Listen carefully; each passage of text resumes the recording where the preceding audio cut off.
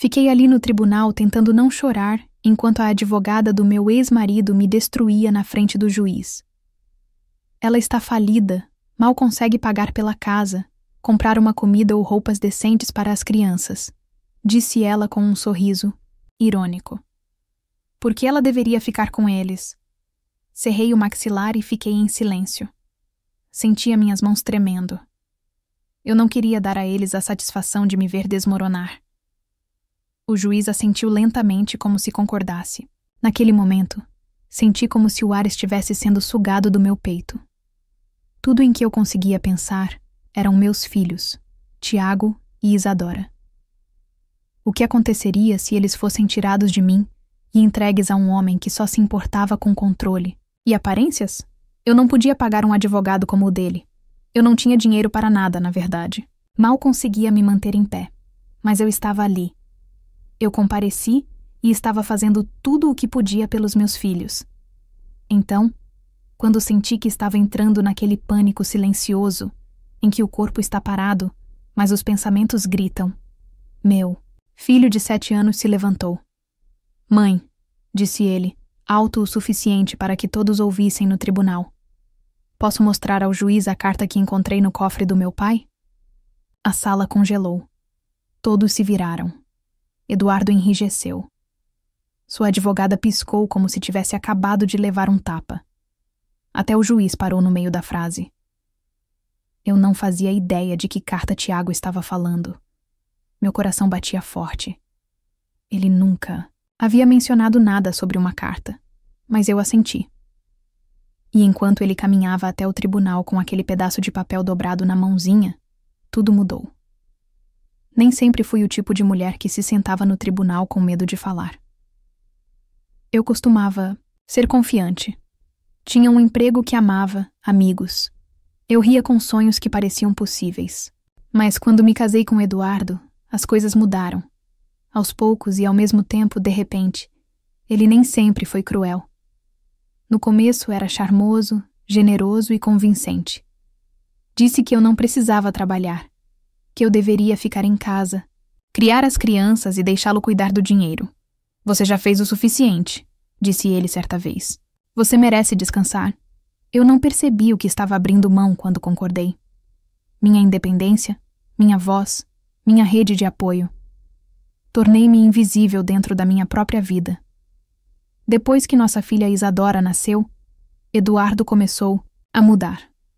Estava sempre cansado, sempre crítico. Cada centavo que eu gastava era questionado.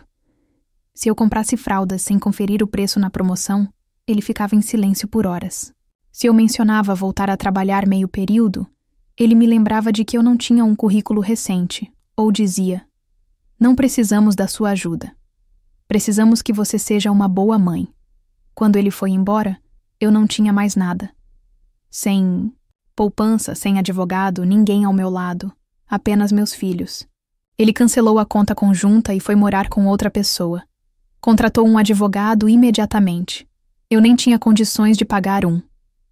Fui à clínica jurídica gratuita no fórum e fiquei na fila por 2 horas, segurando uma pasta cheia de recibos e fotos dos meus filhos comendo macarrão instantâneo em papel toalha porque não tínhamos pratos limpos. Nosso apartamento era pequeno. Eu fazia 2 bicos de limpeza para conseguir pagar o aluguel. Não tínhamos TV a cabo, nem internet. Usava um celular pré-pago e torcia para não ficar sem créditos caso a escola precisasse ligar. Às vezes, lavava as roupas das crianças à mão. O chuveiro elétrico mal funcionava, então eu fervia a água no fogão e misturava em baldes. Tiago nunca reclamava. Isadora cantarolava musiquinhas enquanto eu esfregava suas meias. Eu não contei a ninguém como as coisas ficaram ruins, nem mesmo para minha mãe. Tinha vergonha. Ela me alertou sobre Eduardo anos atrás. Disse que ele olhava para as pessoas como se fossem negócios a serem fechados, mas eu estava apaixonada, demais na época para dar ouvidos. Quando chegou o dia do julgamento, eu estava apavorada. Eduardo havia pedido a guarda total, alegando que eu era inapta. Disse que eu era instável, pobre e incapaz de oferecer uma boa vida. O advogado dele foi cruel. Trouxeram planilhas e fotos da bela casa dele. Usavam ternos caros e sorriam como se tudo já estivesse decidido. Entrei no tribunal com um vestido emprestado, um blazer de segunda mão e uma pasta de plástico com boletins escolares, folhas de presença e uma carta do nosso síndico confirmando que eu nunca havia atrasado um aluguel.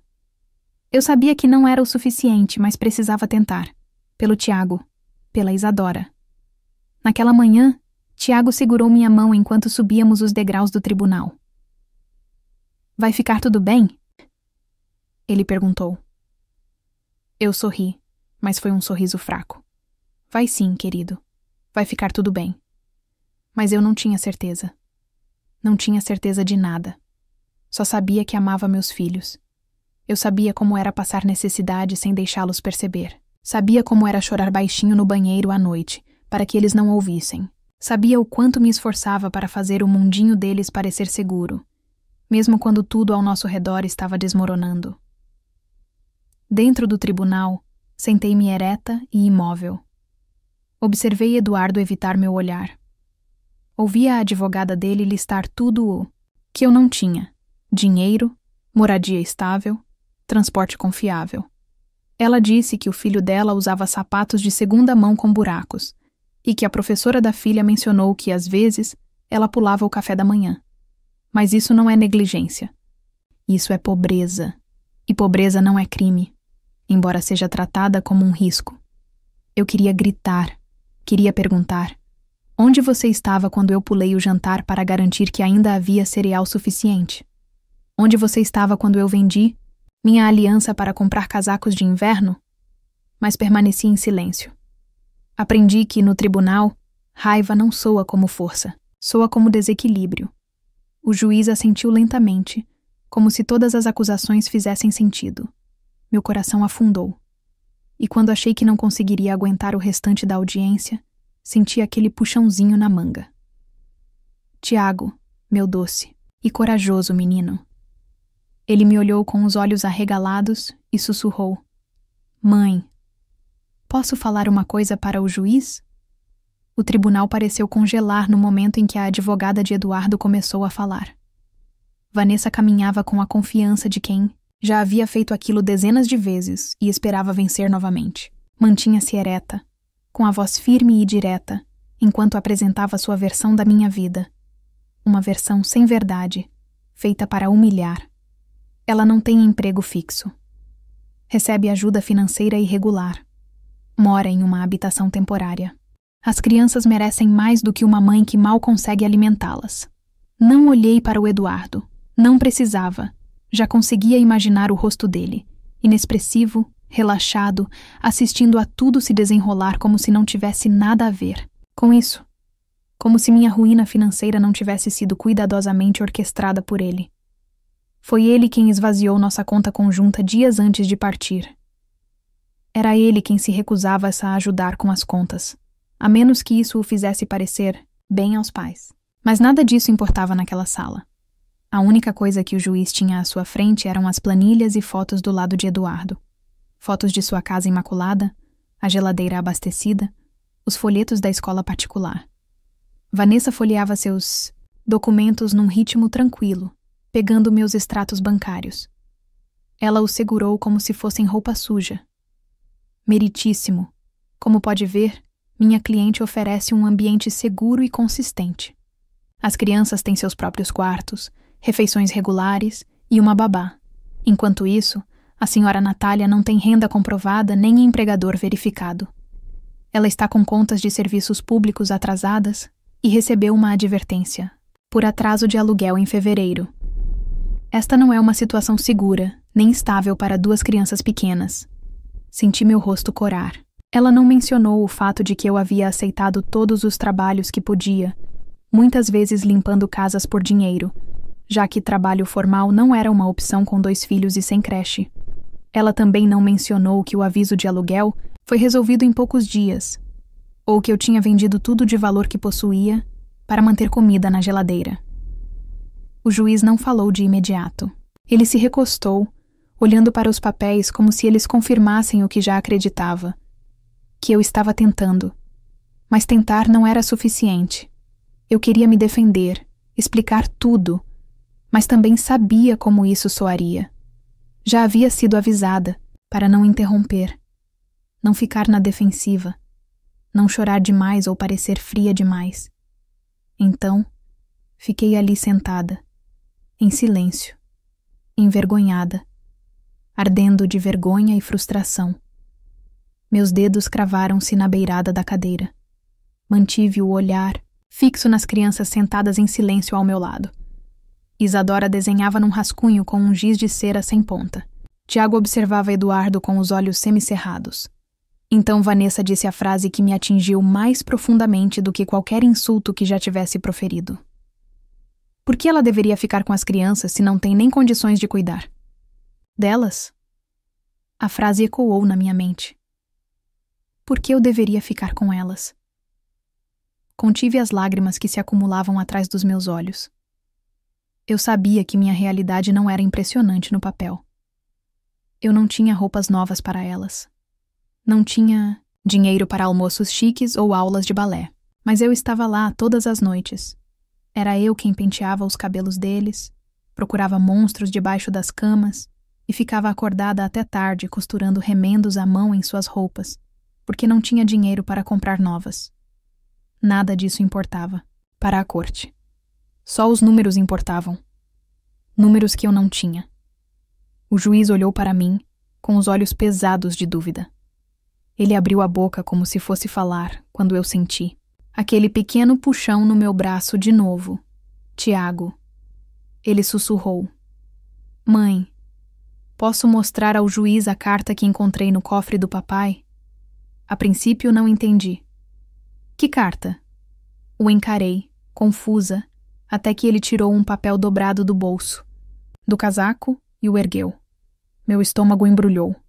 Eu não sabia o que era, mas algo mudou na postura de Eduardo. Ele se endireitou no assento. Os olhos de Vanessa se fixaram no papel. Tiago, o que é isso? Perguntei baixinho. Ele não me respondeu. Olhou para o juiz. Posso lhe entregar isso? O juiz pareceu surpreso, mas assentiu. Traga aqui. Tiago deu um passo pequeno e firme à frente. Passou pela fileira de ternos elegantes e olhos arregalados e entregou a carta ao juiz com as duas mãos. A sala mergulhou num silêncio estranho e pesado. Pude ver Eduardo começar a suar. Vanessa se virou para ele, sussurrando algo rapidamente, sua confiança vacilando pela primeira vez. O juiz desdobrou o papel. Observei seus olhos percorrerem as palavras. Sua expressão mudou lentamente. Confusão, depois compreensão e então algo mais perspicaz. Ele olhou diretamente para Eduardo. Senhor Eduardo, disse ele, gostaria de explicar isso no momento em que o juiz pronunciou essas palavras. A atmosfera no tribunal pareceu mudar. Os olhos de Eduardo se arregalaram. Ele abriu a boca, mas não disse nada. Vanessa inclinou-se rapidamente em sua direção, sussurrando novamente, mas desta vez sua voz carregava um fio de urgência. O que quer que estivesse escrito naquele pedaço de papel havia soltado algo. Inclinei-me para a frente, com o coração disparado, tentando ler o rosto do juiz. Ele segurou a carta com as duas mãos e olhou para ela novamente, com a testa franzida. Então ele leu em voz alta. Para Eduardo Santos de Carlos Contador. Assunto: blindagem financeira estratégica. Preparação para divórcio. Então, ele fez uma pausa, olhando para o tribunal e depois para Eduardo. Esta é uma carta de estratégia financeira datada de 3 meses antes do seu divórcio ser protocolado.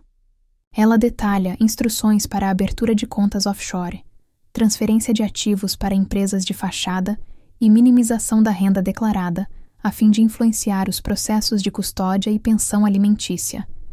Inclui a frase, entre aspas, mantenham a guarda primária se possível, mas no mínimo, garantam que ela tenha pouca base para recurso legal, aparentando estabilidade financeira e moralidade. Ele parou de ler. O silêncio no tribunal não era apenas silêncio. Era sufocante. Todos os olhares estavam agora em Eduardo. Até Vanessa parecia atordoada. Ela virou a cabeça lentamente em sua direção, sussurrando algo que soava como: isso é real? Eu não me mexi. Eu não conseguia. Fiquei paralisada entre a descrença e uma espécie de raiva silenciosa que não tinha saída. Eu suspeitava de coisas. Sabia que Eduardo era estratégico, frio quando se tratava de dinheiro e implacável quando se tratava de conseguir o que queria.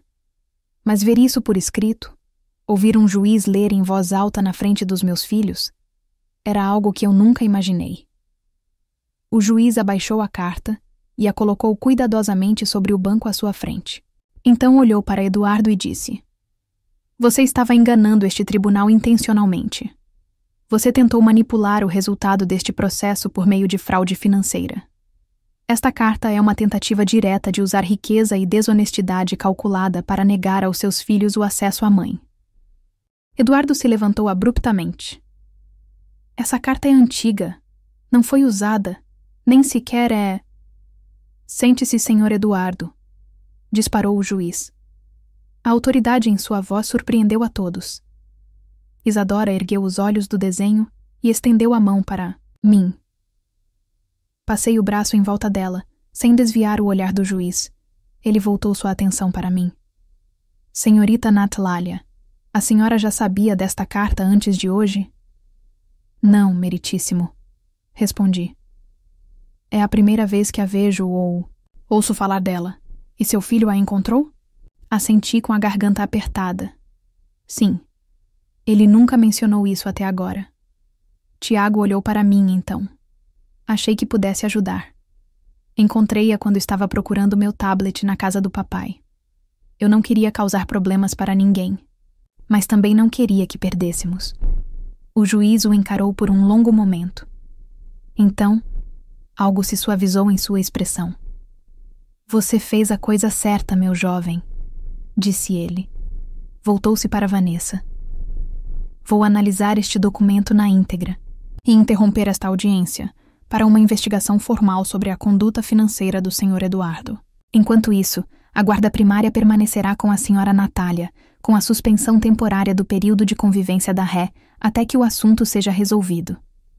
As palavras foram absorvidas lentamente. Eu as ouvi, mas meu corpo não reagiu a princípio. Era como se meu cérebro precisasse de um momento para ter certeza de que eu não as tinha imaginado. Quando finalmente me dei conta, senti meus joelhos tremerem. Sentei-me com força, puxando meus 2 filhos para os meus braços. Vanessa permaneceu em silêncio. Lábios pressionados, braços cruzados firmemente. Ela não discutiu. Não podia. O estrago já estava feito. Eduardo não disse mais nada. Depois que o juiz deixou o tribunal, o oficial de justiça dispensou os presentes. Permaneci sentada, com os braços em volta dos meus filhos, como se fossem a única coisa me prendendo. Ao chão. Tiago se inclinou para mim e sussurrou: "Eu errei?" "Não, querido", eu disse. "Você nos salvou." Ele assentiu uma vez e não disse mais nada. Não precisava. Finalmente entendi a força necessária para uma criança carregar algo assim. E percebi outra coisa. A luta não tinha acabado, mas pela primeira vez em muito tempo, parecia que a verdade tinha uma chance real. Saí do tribunal naquele dia segurando as mãos dos meus filhos, mal sentindo o chão sob os pés. Minhas pernas se moviam, mas minha mente estava em outro lugar. Eu ficava repetindo as palavras do juiz na minha cabeça, tentando acreditar nelas. Ele havia interrompido a audiência. Ele havia suspendido o período de convivência com Eduardo. Ele havia acreditado em mim, ou, pelo menos, finalmente havia visto a verdade por si mesmo. Lá fora, o ar estava frio. Tiago soltou minha mão para fechar o zíper do casaco de Isadora. Observei-o, sentindo uma onda de gratidão que eu ainda não tinha palavras para descrever. Como agradecer a uma criança por algo assim? Ou por se levantar e fazer o que nenhum adulto naquele tribunal teve coragem de fazer? Poucos dias depois, o tribunal ordenou uma investigação formal sobre as atividades financeiras de Eduardo. Encontrei-me com uma investigadora nomeada pelo tribunal. Uma mulher chamada Senhora Valéria, que ouviu atentamente, tomou notas e em nenhum momento me olhou como se eu fosse inferior. Ela revisou a carta, fez perguntas sobre nossas finanças durante o casamento e solicitou permissão para obter todos os registros fiscais e declarações de bens relevantes de ambos os lados. Concordei sem hesitar. Eu não tinha nada a esconder. Eduardo, por outro lado, tinha. Em uma semana, seu castelo de cartas começou a ruir. A investigadora descobriu várias contas registradas em empresas de fachada em estados como Pernambuco e Minas Gerais. Ela encontrou transferências bancárias para contas no exterior, transações em dinheiro que nunca foram divulgadas e inconsistências fiscais que deixavam claro que ele vinha escondendo renda há anos. Cada vez que recebia uma atualização, sentia algo se reconstruindo lentamente dentro de mim. Confiança na minha própria memória. Confiança nos meus instintos. E a crença de que talvez, apenas talvez, a justiça pudesse existir. Por muito tempo, me fizeram sentir como se eu estivesse imaginando coisas.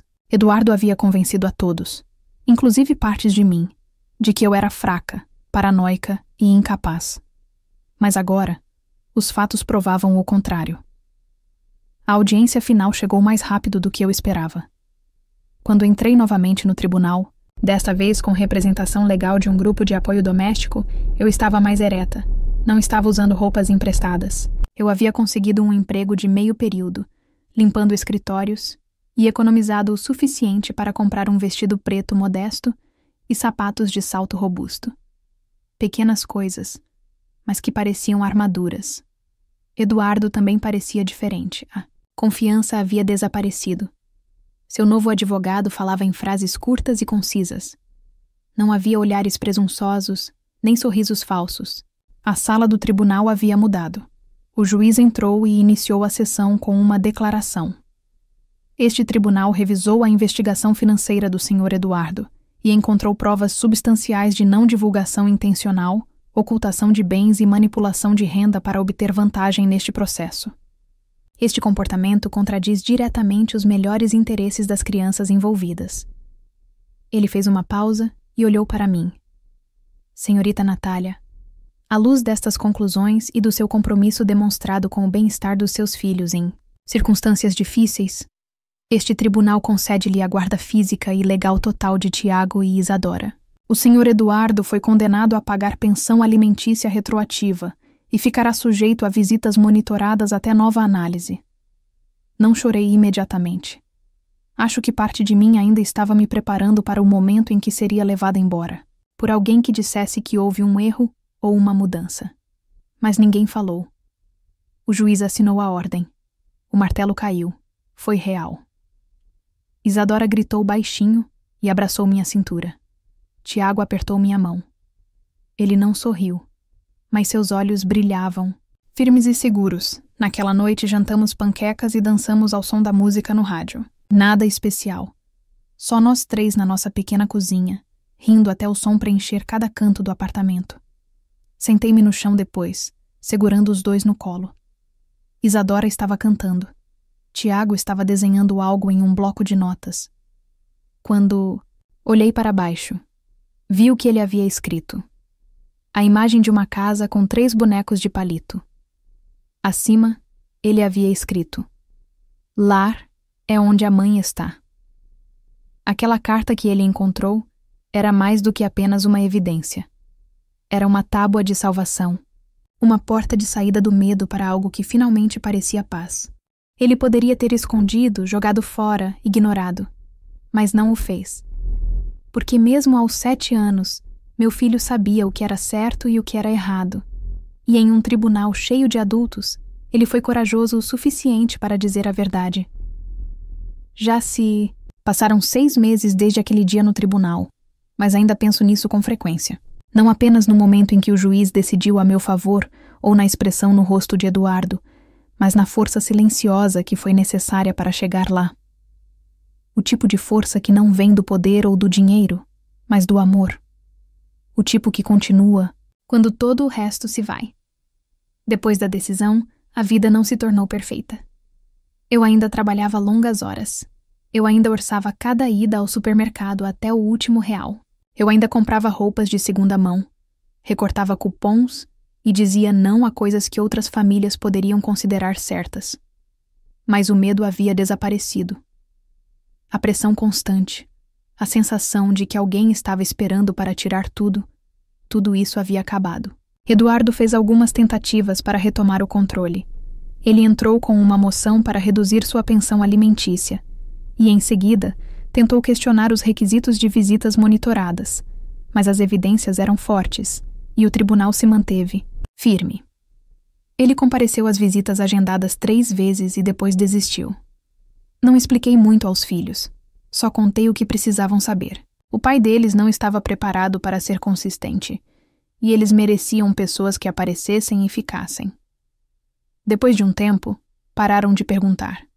Tiago ainda fala sobre a carta às vezes. Certa noite, estávamos sentados no sofá e ele perguntou: eu estava encrencado? Balancei a cabeça e olhei-o nos olhos. Não, querido. Você foi corajoso. Você disse a verdade quando mais importava. Ele assentiu como se tivesse entendido e encostou a cabeça no meu ombro. Aquele momento me lembrou de como as crianças carregam facilmente fardos que nem vemos. Ele carregou aquele pedaço de papel por semanas. Esperou o momento certo para falar. Escolheu a justiça quando ninguém lhe pediu. Comecei a fazer terapia. No começo foi estranho falar sobre tudo em voz alta. Ouvir a mim mesma admitir o quão ruim tinha sido. Mas a cura precisa de ar. Quanto mais eu falava, mais percebia o quanto havia internalizado a vergonha, a culpa, a mentira de que ser pobre significava que eu estava falhando com meus filhos, que eu precisava provar meu valor parecendo bem, em vez de apenas ser honesta sobre o quão difícil era. Meu conselheiro me ajudou a enxergar algo que eu não via antes. Eu não era fraca por lutar. Eu era forte por sobreviver. Forte por manter um teto sobre nossas cabeças. Por comparecer ao tribunal sem advogado. Por colocar meus filhos em primeiro lugar todos os dias. Num fim de semana, encontrei um emprego de meio período em um escritório que oferecia benefícios. Não era glamouroso, mas era estável. Aceitei. Comprei um laptop para poder fazer aulas noturnas online e me preparar para uma certificação em contabilidade. Era algo em que eu sempre fui boa, mas nunca acreditei que pudesse transformar isso em uma carreira de verdade. As crianças também começaram a melhorar. Vanessa fez uma nova melhor amiga na escola, e a professora disse que ela tinha se tornado mais falante e confiante. Tiago entrou para o clube de arte da escola e mandou pendurar um de seus desenhos no corredor. Ele escolheu a imagem de uma árvore, com raízes grossas e profundas. Abaixo dela, escreveu uma palavra: crescendo. É isso que estamos fazendo agora.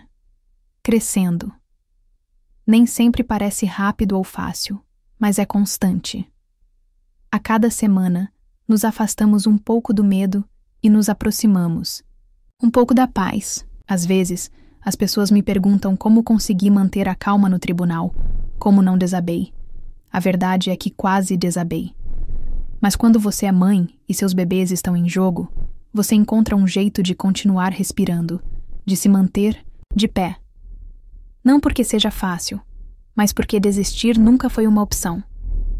Esta história começou num tribunal, quando fui acusada de ser pobre demais para ser uma boa mãe. Terminou com a verdade sendo dita pela menor voz na sala. Uma criança que sabia o que era o amor e não tinha medo de prová-lo. Não vencemos porque tínhamos poder, dinheiro ou aparência impecável. Vencemos porque fomos honestos, porque fomos gentis. E porque mesmo quando as probabilidades estavam contra nós, nos recusamos a ceder. Há uma coisa que aprendi. A justiça nem sempre vem fácil, mas ainda pode vir. E às vezes, quando vem, chega na forma de uma carta dobrada na mão, de um menino, segurada com coragem silenciosa, oferecida com amor. Foi naquele dia que tudo mudou. Não apenas no tribunal, não apenas legalmente, mas no meu coração. Foi naquele dia que parei de sobreviver e comecei a viver novamente. Se esta história te emocionou, se te lembrou da força silenciosa necessária para seguir em frente quando tudo está contra você. Então, por favor, curta este vídeo. Compartilhe com alguém que talvez precise ouvir que não está sozinho. Deixe um comentário. Seja você pai, mãe, sobrevivente ou alguém que simplesmente acredita na verdade e, na justiça, sua voz importa aqui. Eu leio cada uma delas. E se quiser mais histórias reais sobre resiliência, amor e o que significa lutar pelo que mais importa, inscreva-se no canal. Estamos construindo uma comunidade aqui. Uma comunidade que enxerga as pessoas, não apenas suas lutas. Agora me diz, você acredita que a verdade sempre vem à tona, mesmo nos momentos mais difíceis?